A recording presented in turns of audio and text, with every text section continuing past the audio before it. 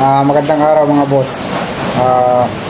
Ngayon, araw ng Biyernes, bali love visit tayo kanina. Surprise love visit ni Praise Binis Narbasa. Dahil yung dalawang ibon natin pinalad. Second overall ng young bird yung isa, tapos third overall young bird din yung isa. Bali dalawang komisyon natin. All in din sila sa Panris 2. Bali nag-ranking din sila sa Panris 2. Medyo pinalad din tayo. Kahit pa paano may balik kaya din. May pumatong din na konti.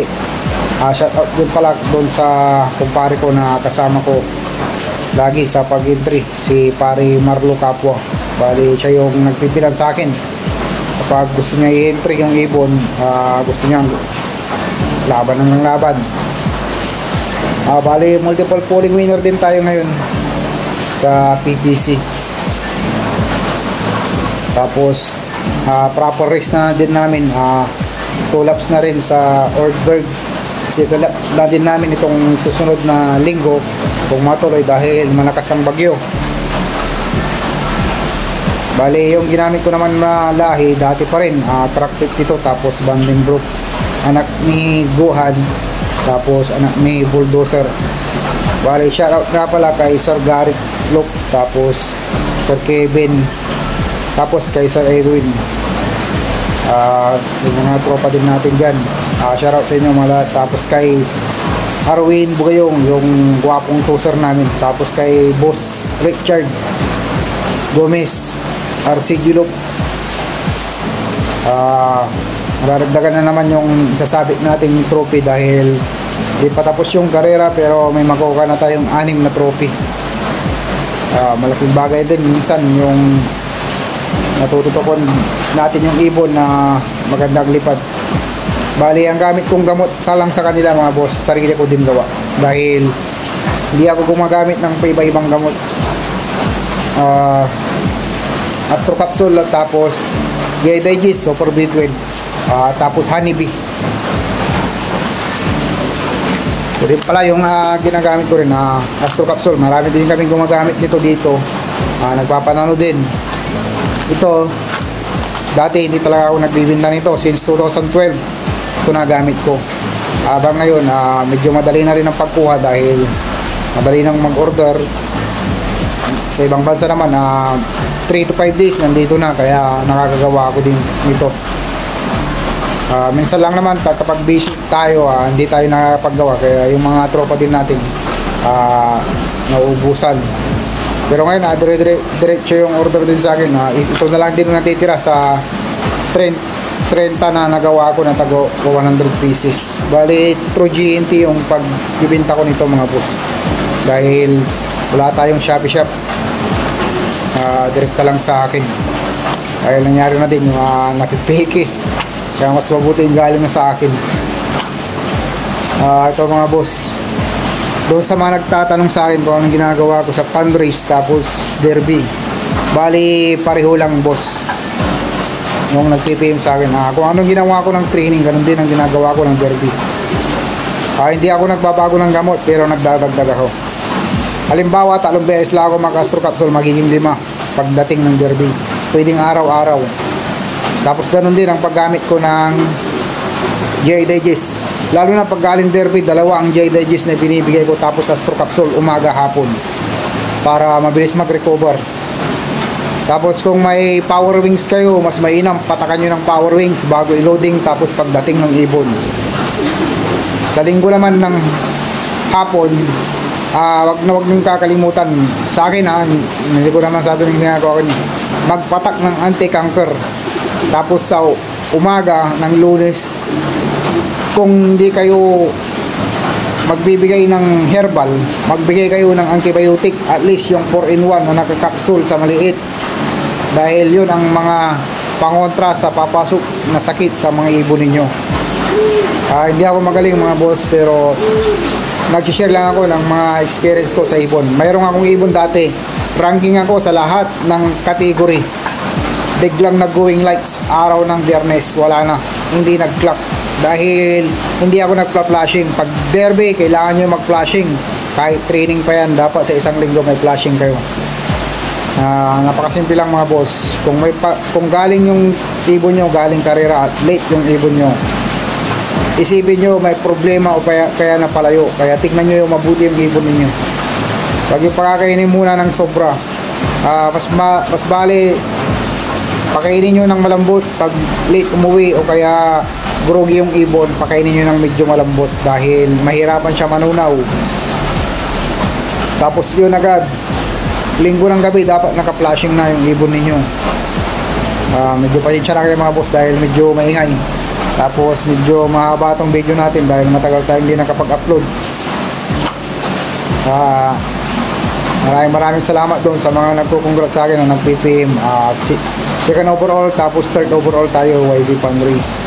Tapos ganoon din sa Ortbird, overall tayo. Bali pasok sila na dalawa sa ranking. Fundraise 1 tapos Fundraise 2. Nandun lang mga boss, maraming salamat. Keep safe. So mga boss, ito yung second overall natin sa YB Fundraise. Tapos pumarte rin sa Fundraise 2.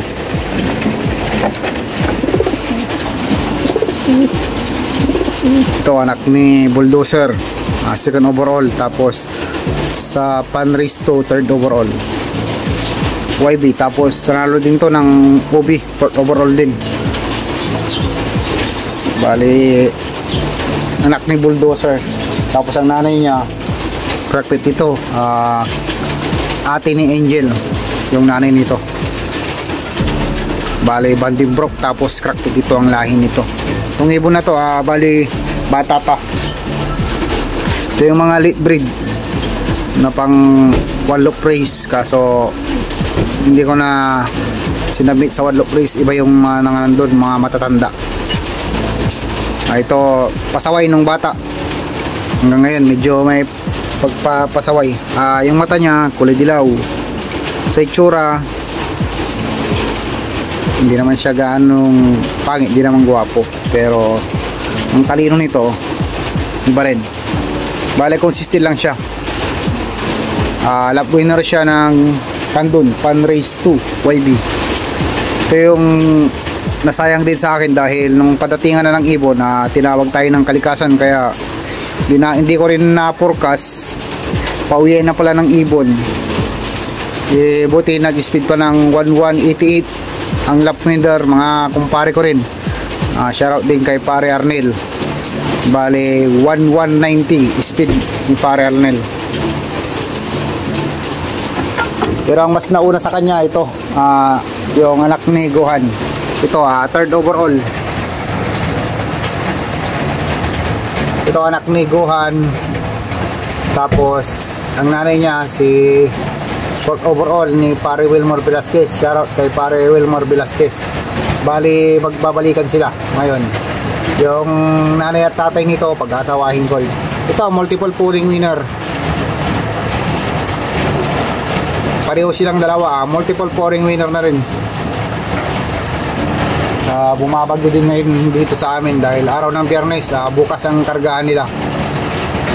Ito mga to pag nasa kulungan medyo maamo, pero pag nasa labas to, pag pauwian dapat magtatago ka dahil may kalukuhan sila minsan.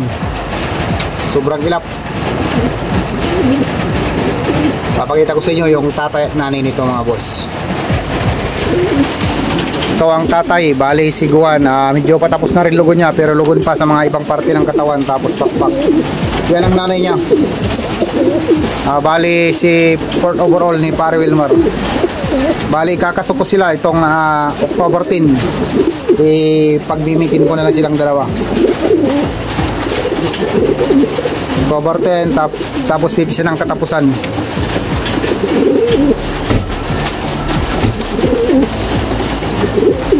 Pang BBC North yung magiging anak.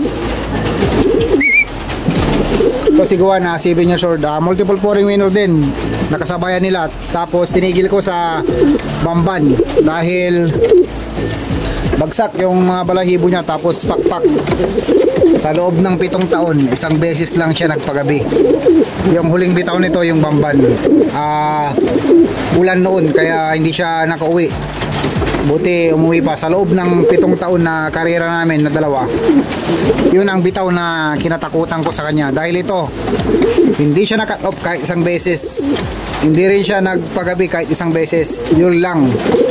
Bambal lang. Bali, contender siya nun. Nasa rank 2. Pero tapo ng sabaw, hika nga nila. At least umuwi. Kaya pinagpahinga ko muna. Panito, itong babae ginamit ko sa pang summer ng BBC. Pero iba yung pinapares ko. Ngayon, nung nag-produce na, pagbabalikan ko na. Ito lang kasimple yung loft ko, mga boss.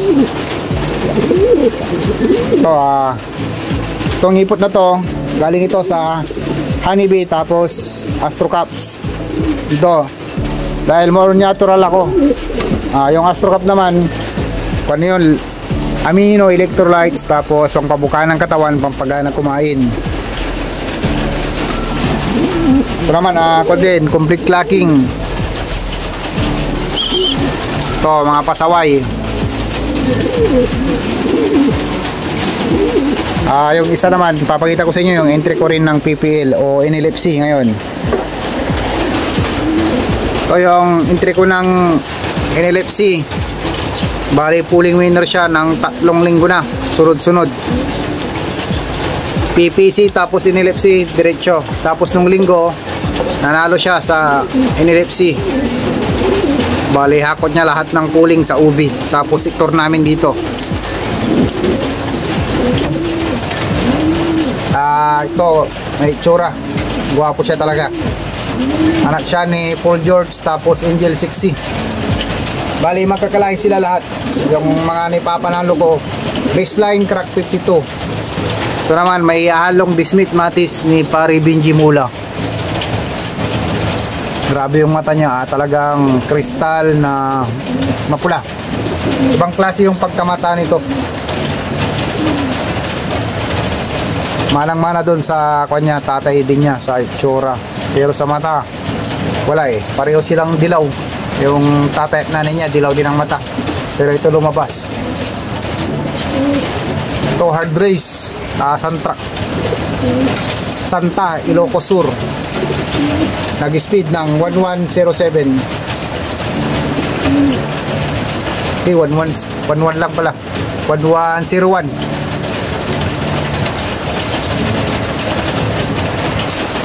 Ito rin yung mga pangpan ko, BBC. O ito, Kuraysa. Itong mga ito, magaling na. Yun, kaka-Kuraysa pa lang. Halo-halo dito. Pag may sakit yung inakay, pinaghalo-halo ko para minsanan. Bali ito, anak nun, nung nanalo yung anak ni Angel. Halo-halo sa akin. Pag inakay, gusto ko, matamaan lahat sila ng sakit. Habang kwadpatak, tagulan.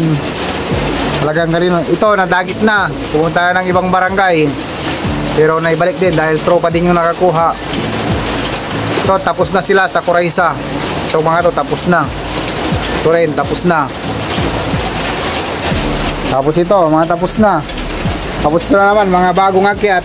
Bali, haluan ko na naman ng may sakit. Pero ito mga to, bago ako nag-aakyat, nagbabaksin ako ng 4-in-1.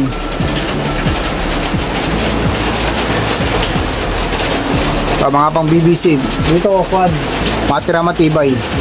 Bali, hindi naman perfecto yung pag-breed. May namatay na akong isa, which is mahina talaga. Kaya hindi nagka-survive. Karon talaga. Ito, normal lang to sa akin. Ako lang yan. Malalang kwan to. Kuraysa. Pero ang gamot nito, pag maaraw, paligo lang. Tapos, doxycycline, doxylac, o kaya amtil. Mas ito, wala pa yan. Kaysa ito, nagkasakit, mas malala. Yung pagkakuraysa niya, talagang namamaga. Tapos, nagkakana ng mata. Pareho sila. Lahat, dumadaan ang ibon ko sa ganito. Nagkakakuraysa. Hinayaan ko. Dahil pag namatay, ibig sabihin, may immune system. Kasi sa akin, hindi ako nanghihinayang kung mamatay man ako ng young bird. Kaysa pag malaki na doon magkaka-problema, mas malaki ang malulugi o masasayang sa akin. Ang ganda lang mga boss, maraming salamat. Happy flying.